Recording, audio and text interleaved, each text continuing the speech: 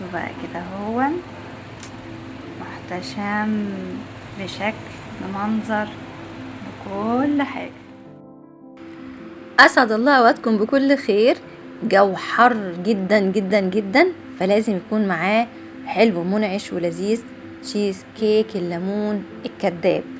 اول حاجه معانا باكت ونص بسكويت ساده، طحناهم ناعم قوي. هنحط عليهم 125 جرام زبده، نبدا نقلبهم كويس قوي قوي لغايه لما البسكويت يتشرب من كل الزبده بتاعتنا. في قالب تشيز كيك او في الصينيه اللي انت حباها، بس يستحسن صينيه تكون بتنفصل الجوانب بتاعتها، ونبدا نضغط البسكويت بتاعنا بشكل كويس جدا. ولو بتشوفونا لاول مره يا ريت تضغطوا على السبسكرايب وتفعلوا الجرس عشان يوصلكوا كل جديد، ولو عارفيننا ما تنسوش اللايك والتعليق. ضغطنا كويس الصينيه، نسيبها على جنب تبرد. طبقه الكريم بتاعتنا لتر حليب، 5 معالق كبار سميد ناعم، كوبايه الا ربع سكر، معلقتين كبار نشا، وباكت فانيليا.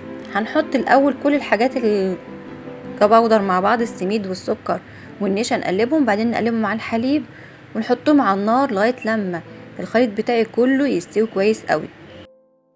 الخليط زي ما احنا شايفينه كده بيبدا يتقل ويعمل عيون عيون. هنسيبه على النار مقدار دقيقتين، وبعدين اشيله من على النار، احط عليه باكت الفانيليا، هنقلبهم كويس قوي قوي، وسخن سخن كده نحطه على البسكويت بتاعنا، ونسيبه بعدين نسوي وشه ونسيبه بقى على جنب لغايه لما يبرد، او في التلاجة لغايه لما يبرد تماما والوش بتاعه يتماسك.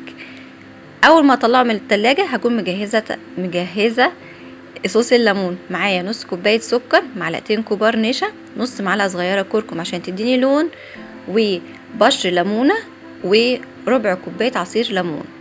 يبقى معانا نص كوبايه سكر، معلقتين كبار نشا، نص معلقه صغيره كركم، وربع كوبايه عصير ليمون. وكل ده نقلبه الاول مع بعض، وبعدين نضيف عليهم كوبايتين ميه.